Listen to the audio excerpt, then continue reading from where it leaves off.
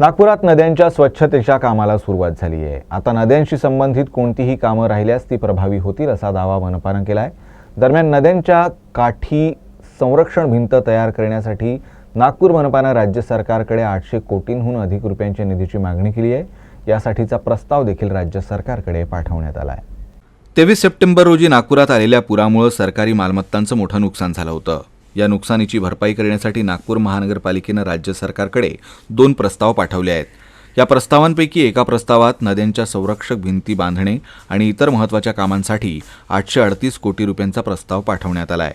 शहरात पुरानंतर निर्माण झालेली स्थिती पुन्हा उद्भवू नये यासाठी काही महत्त्वाची कामं करणं आवश्यक असल्याचं मनपाचं म्हणणं आहे। यामध्ये सुरक्षा भिंतींसह पूल आणि विविध बांधकामांचा समावेश आहे।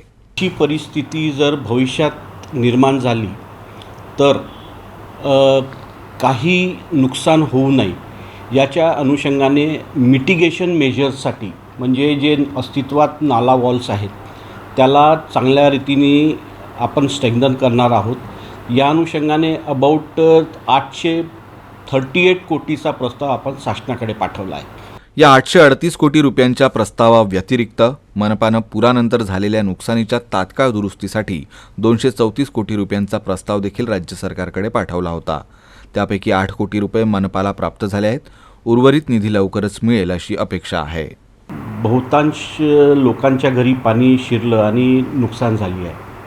त्या अनुषंगाने या तीनही नद्यांमध्ये जे काही टेम्पररी स्वरूपात जे सुधारणा करायची होती त्या अनुषंगाने आम्ही अंदाजपत्रक बनवले आणि अबाउट 234 कोटीचे अंदाजपत्रक कलेक्टर ऑफिसमार्फत आम्ही शासनाकडे सादर केलेले आहे। नागपूर मनपाने नुकसान भरपाई म्हणून राज्य सरकारकडे 1000 कोटींहून अधिक रकमेची मागणी केली आहे।